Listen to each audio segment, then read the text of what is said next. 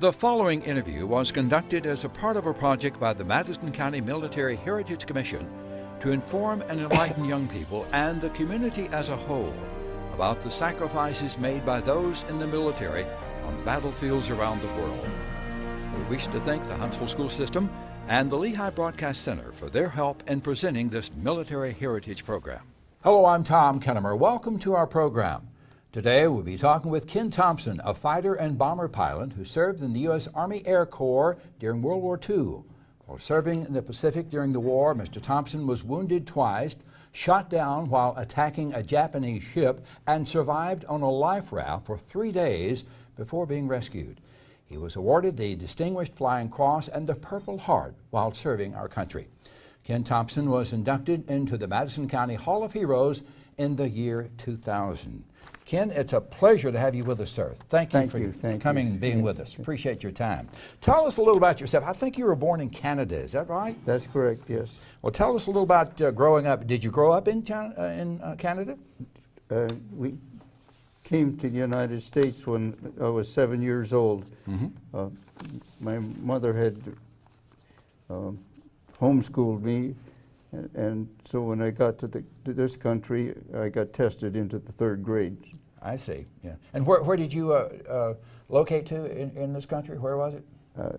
In this country, first moved to Chicago. Chicago, yeah. Okay, yeah, okay. Now tell us a little about your family, Ken.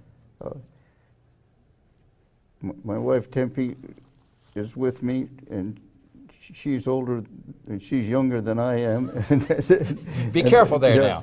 I'm 97. And 97? Yeah, and she's sort of evolved to be my caregiver. I see. I couldn't exist without her. And anyway, we have 4 children. Uh-huh. They're all throughout the United States, mm-hmm. and 6 grandchildren. Mm-hmm. Did any of them follow in your footsteps, become a pilot? No, they didn't. No. And I'd like to say a little bit. We go to the First Baptist Church in Madison, and they call it a church family, but it kind of is. And we've made good friends there. We go about twice a week to some function, mm-hmm. and the people I've got to know there and help is one is the pastor, Bert Breland, and another is our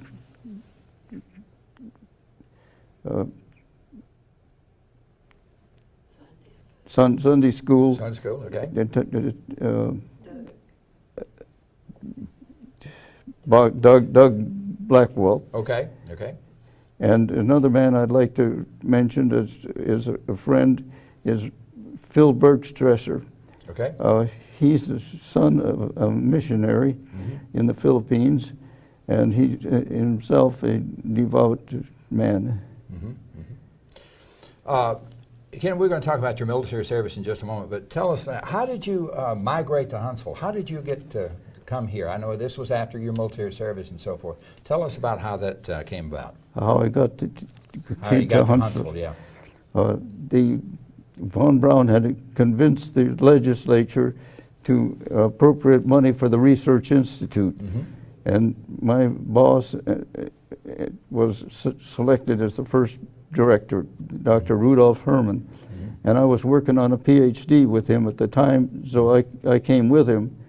And my job was to help establish the Research Institute, the physical characteristics, staffing except for professors. You were instrumental in that development. Yes. The Research Institute yes. at UAH, right? Yes. Yeah. Uh-huh. Now you worked with Dr. Von Braun on occasion?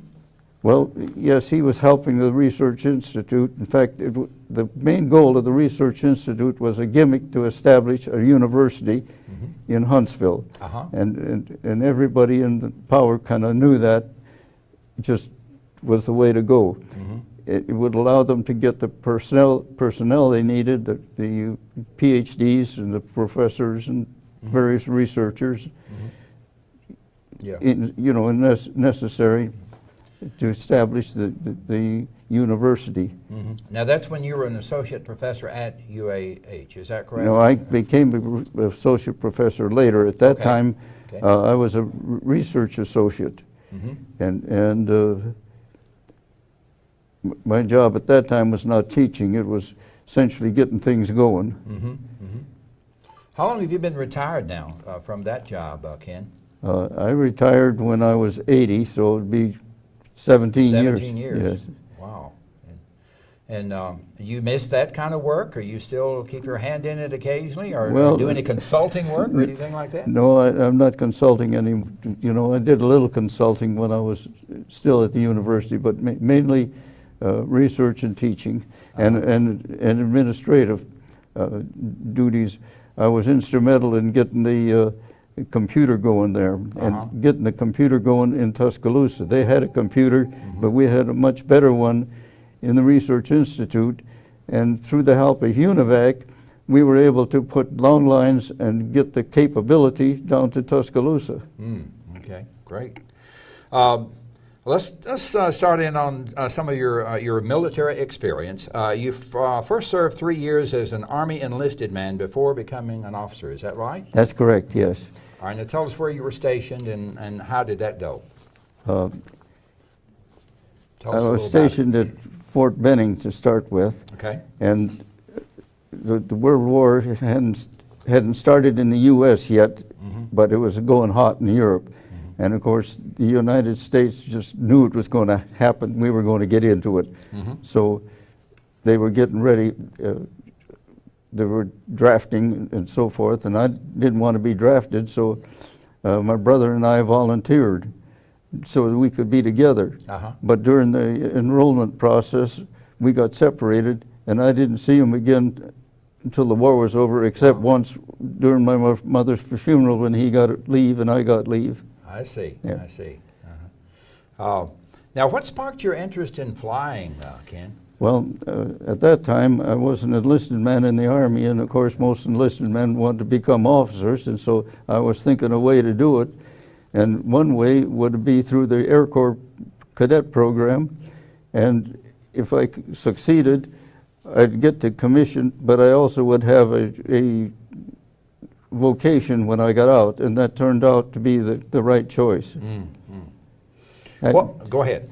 You know, you may be too young to remember the Great Depression, but at that time it was just so hard you couldn't make a living.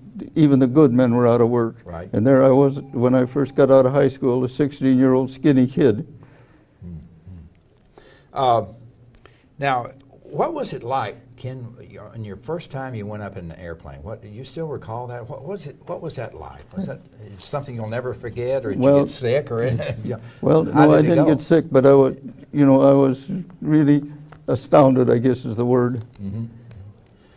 And where did you go to train to become a pilot? I started out in Tulare,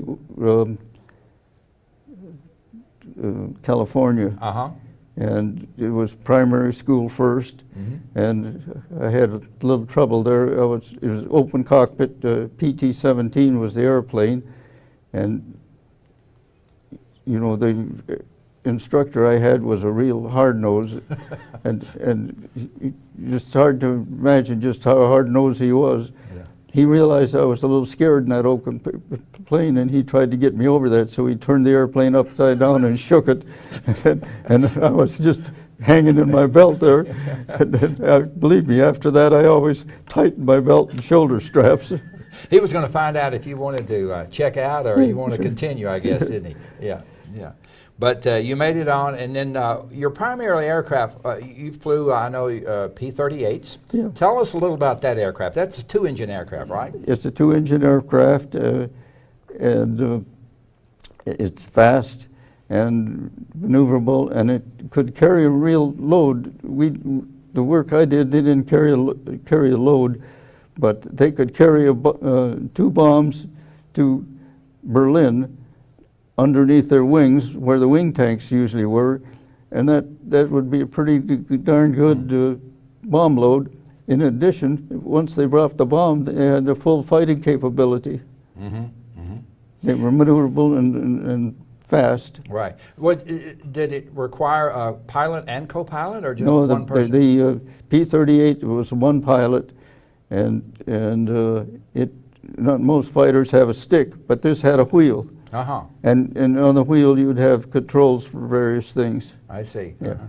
And you started deploying those in California? That had those, or is The that very first thing was the PT-17, and then the basic trainer, and then the advanced trainer was a version of the P-38 called the 322. It was a P-38 without a supercharger.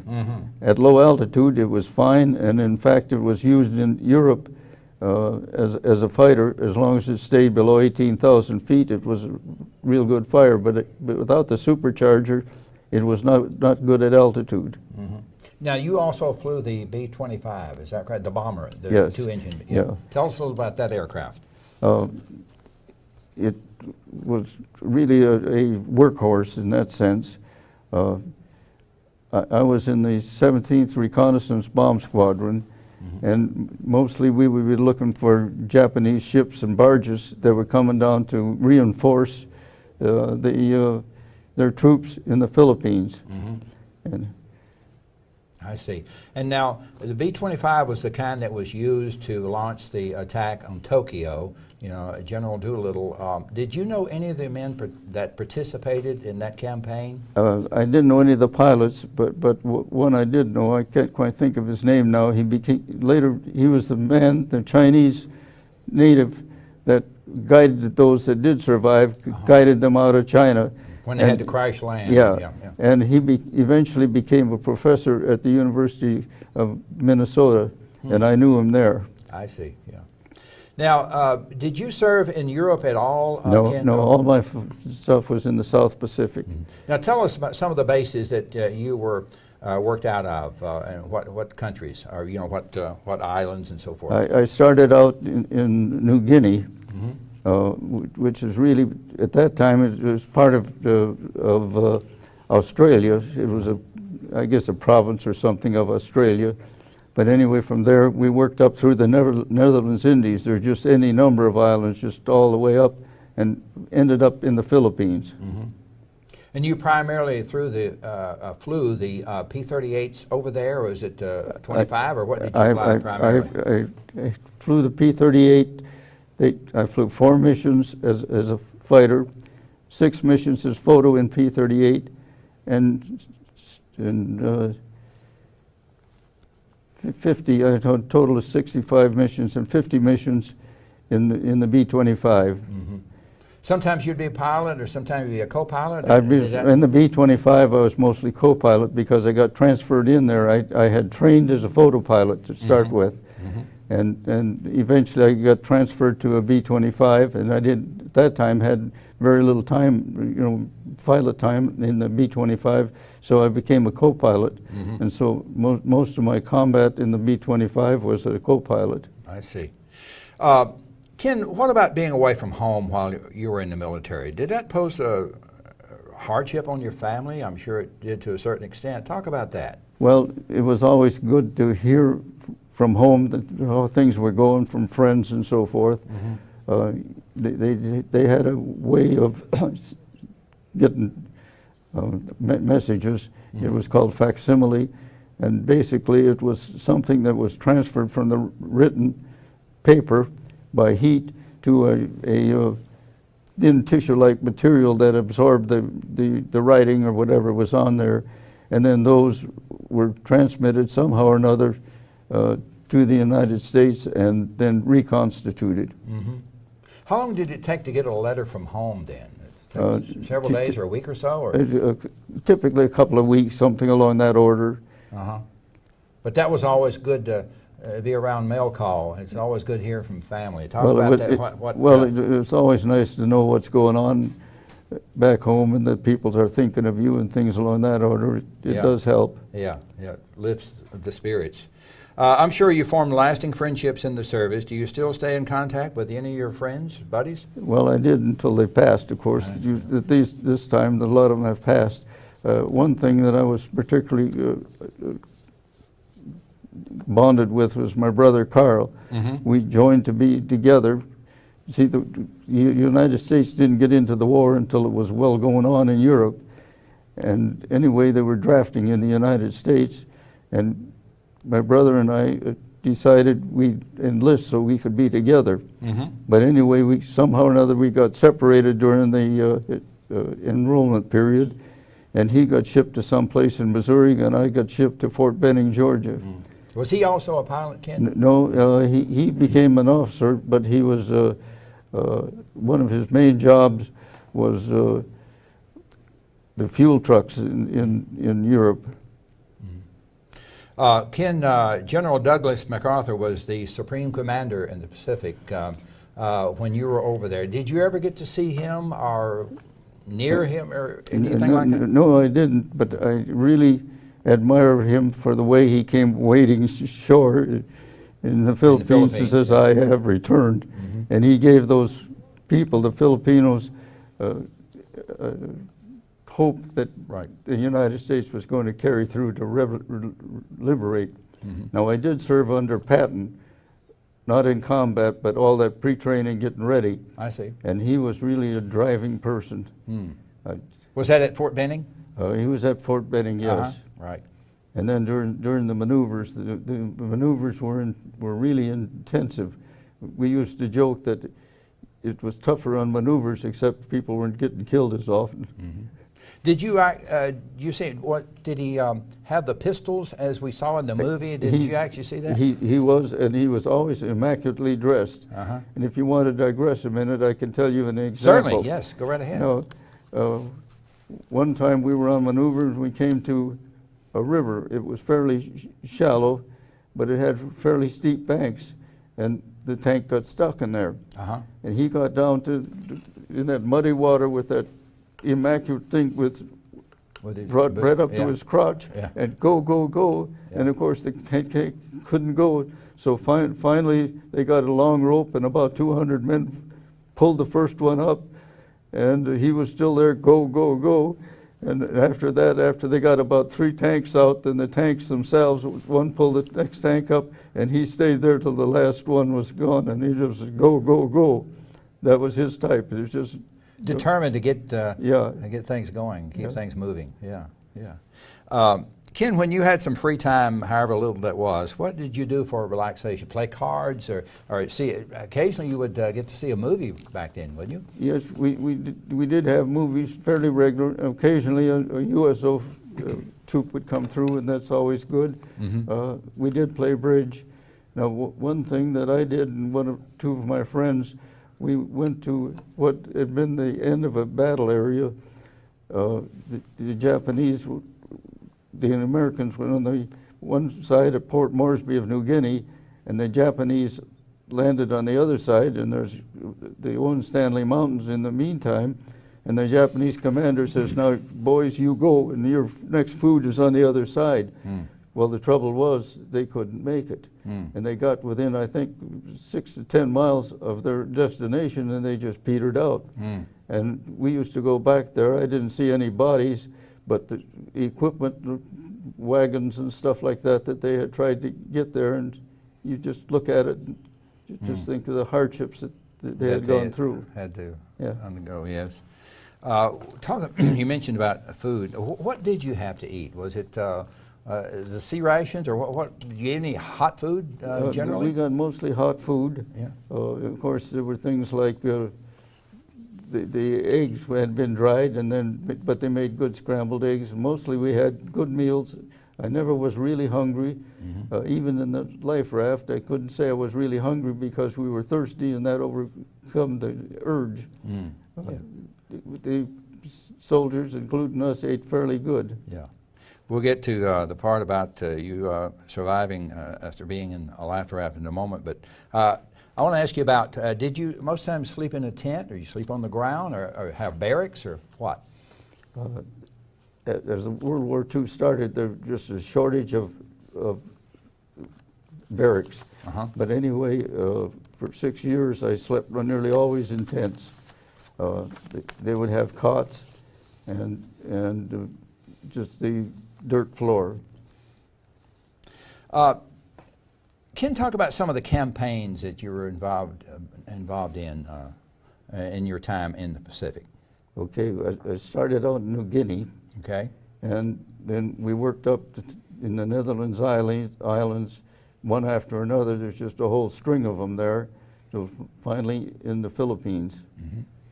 Mm-hmm.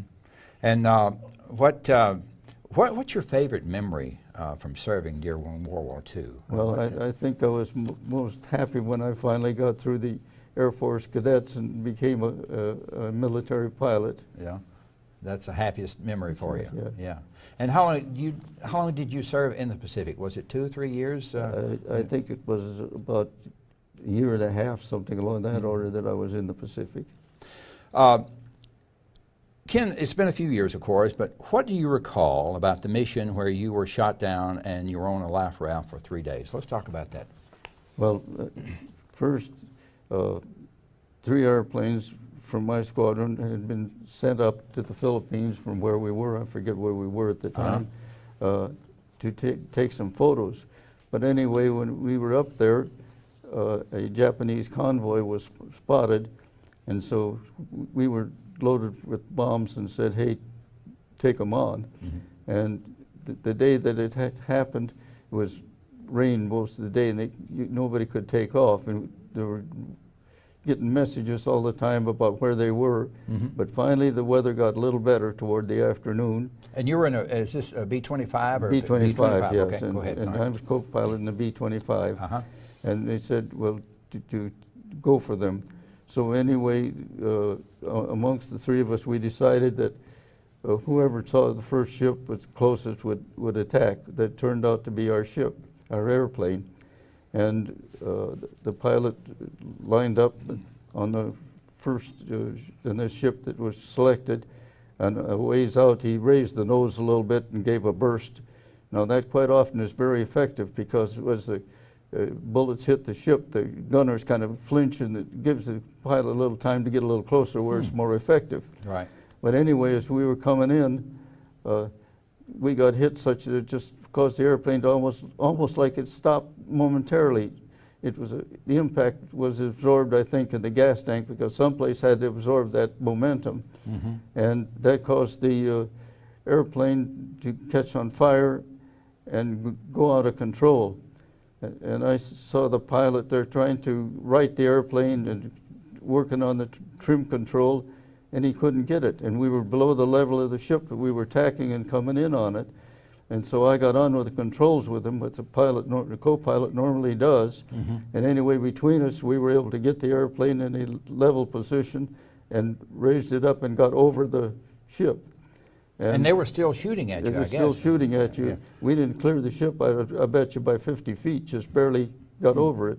And as soon as we got over it, I knew we had to ditch. Mm-hmm. And of course, it was my job to warn the crew, and I did, but those that got out said they didn't hear it. So anyway, when we ditched, it was violent deceleration. Our gear was down because of the battle damage, and our bomb bays were still open, and very violent deceleration. The both pilot and I estimated we hit the water at 125 miles an hour, and we went under right away. Now it turned out it was good. We were under just a few seconds, maybe not even a minute, but long enough to put the fire out. Mm-hmm. And that made a big difference. And so when we came out, the fire was out, and I was able to get the raft out. It was jammed, but anyway, I was able to loosen it and get it out. And I looked out there, and the pilot was about 15 feet ahead, and he must have released his belt while we were still decelerating, and the momentum carried him out there, and he couldn't inflate his life raft or his life vest. Mm-hmm. And anyway, I swam over to him and was able to get the pull chain activated and got him going. Was he wounded, Ken? No, he was not wounded. Okay. He was injured. Mm-hmm. Both of us, because of that violent deceleration, our feet were pushed back to where you had to walk on tiptoes for months after. Wow. And anyway.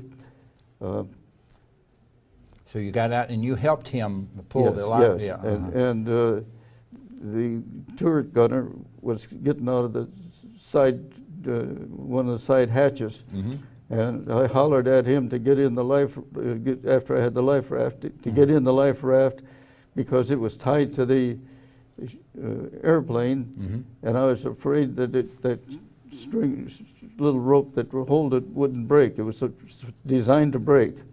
But anyway, I said, cut it loose and get in there, and he did. And when I sized it all up, I realized that there were 6 of us just a few minutes before, and now there were 3. And I found out later that two of the crew members had bailed out while we were in that violent attacking the ship, because the ship out of control and burning. It just, you see, I did have some scars on my hands that came from those burns.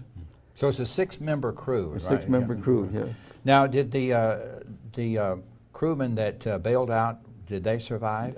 We never did hear them, but I don't think so. First is from the man that wasn't back with him, the turret gunner, gave us a report that there happened, the people back there. The first one, he says, he had a wild-eye look in his eye. You can see that you're out of control and burning. Right. They just take some drastic steps. Yeah, and so he just jumped out, but he wasn't really high enough that his parachute would have opened.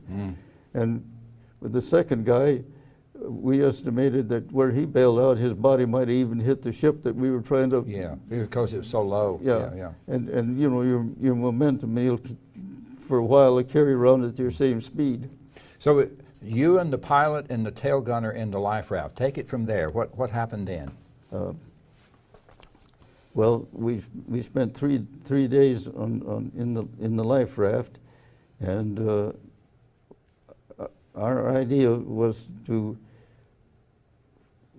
after we decided what we were going to try and do, at first we thought we'd go and contact one of the natives, the Filipinos, because we knew they would be favorable to the U.S. Right. The Japanese had treated the Philippine people miserably, and so. But anyway, we went to shore one night, and I saw a little trail there. It was almost a road, and I felt the tracks, and I could deduce horseshoe marks. And I thought, heck, if the Filipino people wouldn't have horses, they had water buffalo, and even if they had horses, they wouldn't have horseshoes on them. So anyway, we decided that, hey, we'll abandon the idea of contacting one of the people on shore. Right. And we had been told in survival briefings that if you could find a place where 2 hills came together, you might find a little stream that came from that. Right. And if not, fresh water might be welling up a little ways offshore. And by gosh, there was fresh water welling up offshore, and that was our big thing, that would getting enough water. You didn't have any water aboard the... Well, we had, on the life raft, there was, I think, 6 half pints of water, and of course that doesn't last too long, even with 3 men. And we were, thirst was the problem, particularly the poor guy his arm was burnt, so it peeled all the way down here. This is the tail gunner. Yeah, he was a turret gunner is what he was, yeah. So you're in the best shape you were of the other 2 men aboard, right? I mean, you were injured, but your injuries weren't as severe as the other 2? The least injured was the pilot. Oh, okay. Both of us had our feet bent back on the heels. Yeah. But he didn't have some burns as I did. And now besides that, I had my ear was nicked a little bit. There's a picture there of later where it shows me and the other 2 being bandaged up. So you were out to sea for 3 days before you came to the island, is that correct? That's correct. I see. Now, how long did you spend on the island and before you were rescued? After we got on shore, they fed us, and I fell asleep then because, you know, we were extremely tired from this thing. When I woke up, there was a white man standing over me, and he was, I thought maybe he was a missionary or something because of his dress. He had two-tone black and white shoes and shorts and so forth. Mm-hmm. And I said, "Are you a missionary?" And he held up a bottle of whiskey and he says, "Is this a Bible?" But and it turns out quite a greeting, wasn't it? He was a guerrilla officer. And after some discussion, he says, "Stay where you are." And he says, "I'll get word back to the Americans." Now, it was roughly 20 miles across the island, a little further than that. I forget what it was. I say 20 minutes of flying time, but anyway, he said, I'd get word back to the Americans, and you stay here, and I'll let you know what happens. And a little better than a day later, he got back, and he had been through the lines twice. He had to go through the lines, going to there, they're not getting caught, they're coming back. And he just stay where they are, they'll come and get you in amphibian tanks. And 3 days later, tanks showed up. There were 3 tanks, and when we were ready to go, each of us got in one of the tanks, and in 2 days' time, they went back around the north end of the island and got us back. Was this part of New Guinea? This island? This was Philippines. Philippines. I'm sorry. Leyte. Okay. All right. Yeah. Was that your greatest hardship? I would think it would be mine. Was that your greatest hardship during the war, Ken? Well, some things. One thing I want to mention is the wounding of a man named Bucky Walters, and we were on a mission, and he started pounding on the bulkhead between the. He was in the nose part of the airplane, and I was in the co-pilot seat. Right. And I knew that he needed help, so I went there, and it was just horrible. He had been shot, and so that his hip bone was actually exposed, and great big gash. You know, all the flesh around there was exposed, and I tried to give him first aid, and I was able to kind of push his cheeks together and get a big bandage, 4 inch by 4 inch, on top of it, and hold it for a while, and eventually it coagulated kind of like a jelly-like material, and holding it for a while and getting something to wrap around it to hold it, it just jellied right in and solidified, and he quit bleeding. And I gave him some morphine to help with the pain, and that was it. Now, it turns out on the very next mission, I got hurt myself. That's when I got shot in the neck, and when I got back to get first aid, this Bucky was still in the hospital. So I had to wait because that was a bad day for the people on the ground, and I was glad that mine wasn't so, that I needed it right away. Sure. And so I went and I visited him, and considering his seriousness of his injury, he was in fairly good shape. And I says, well, if they don't get you in the butt, they'll get you in the neck. Well, you saved his life. No, it turned out, no, I visited him about 2 more days later, and he had died. Oh, my gosh. And I said, what happened?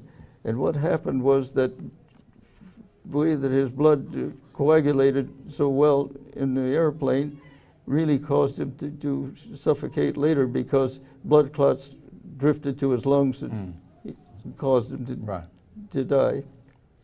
Ken, let's go back to being rescued. You know, you and pilot and tail gunner. What was that feeling like when you first saw the Americans coming to get you, and you knew you were safe then? Tell us about that experience. Well, I didn't know it was safe until once the amphibian tanks got there. Of course, we knew we were going to go home. And actually, there was a incident there. Those tanks, of course, could go very slow. They're all underwater except for the turret. And it took them 2 days to get back. So at the end of the first night, they got to where there was a contingent of American soldiers. And one of those soldiers I knew, he'd been in the cadets with me all the way, and he got so close to graduation before he flunked out that his name was on my same graduation orders as his. Is that right? Yeah, yeah. How long was it before were you able to fly within a few days or a week or so after, being rescued? Well,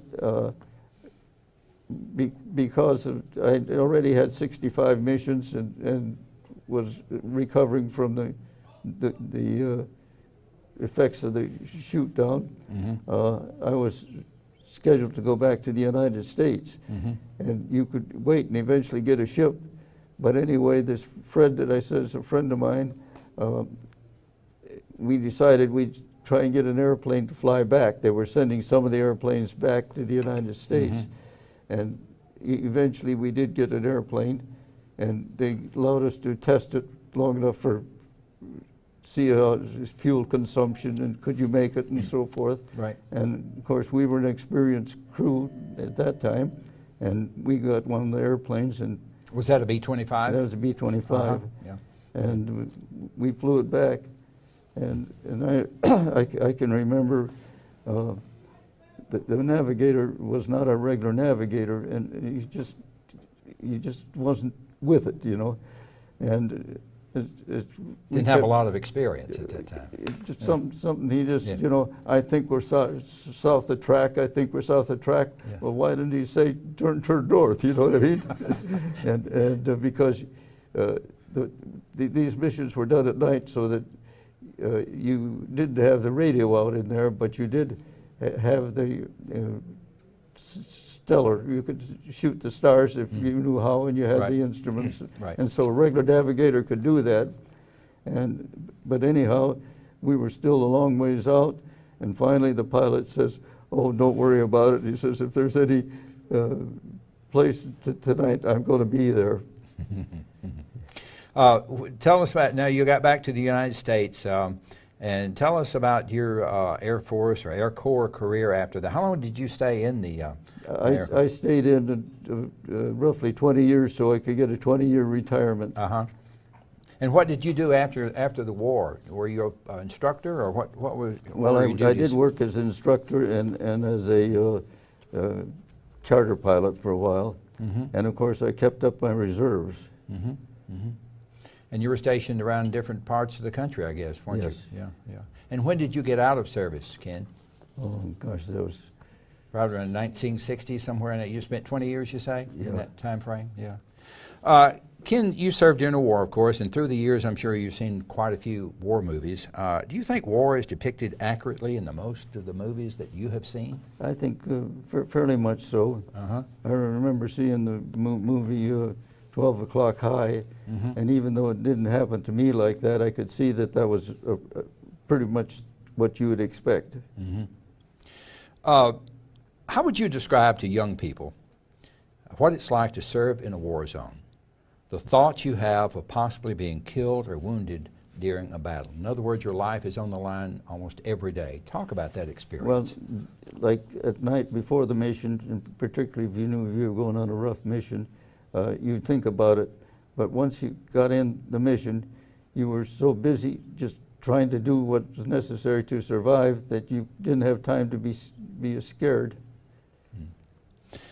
People who have never been in combat, especially our young people, often wonder, is it okay to be afraid or scared? How would you answer that?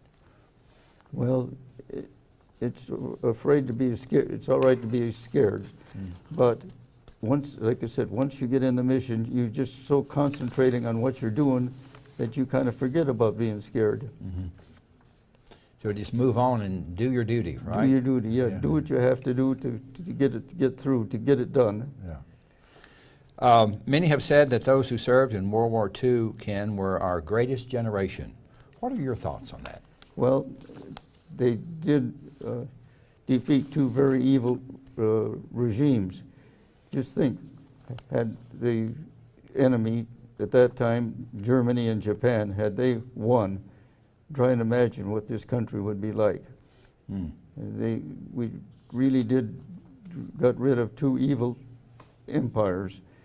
And then as the soldiers came back, they got to doing their job when some got the education as I did, but they eventually rebuilt the country and just got on with life. Share with us who prepared you, share with us what or who prepared you to not only do the things you were able to do in the war, but just to survive such a terrible ordeal. Talk about how did you prepare yourself for that? Well, of course, we had training, and by the time I got my training, I was more than some of the early people. Even after we got through flight school, we had another additional 100 hours of flying time. And what that allows you to do is the airplane becomes like an extension of your body if you have enough time in it. Otherwise, you're spending your time just flying the airplane. And so we did have enough training that way.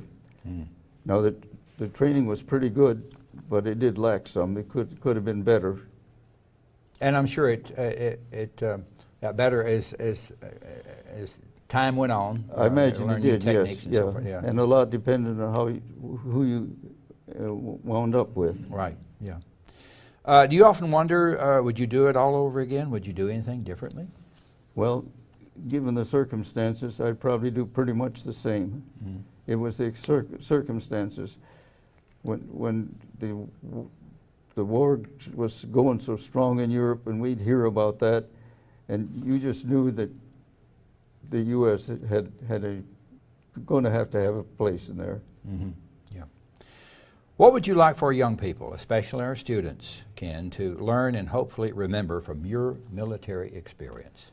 Well, the main thing is to stick with have persistence and stay with it.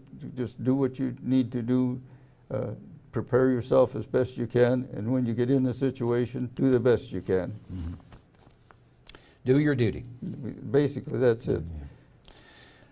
Ken, it has been an honor and a privilege to talk with you today. Thank you so much for your time, sir. Thank you, Appreciate Tom. it very much. It's been a pleasure. And thank you for participating in our Price of Freedom's interview series and allowing us to preserve your military experience for the people of this community. And thank you again for your service, sir. Thank you. Thank you. If you'd like more information regarding this interview or any interview in our Military Heritage Series, please contact the Madison County Military Heritage Commission website at mcmhc.org.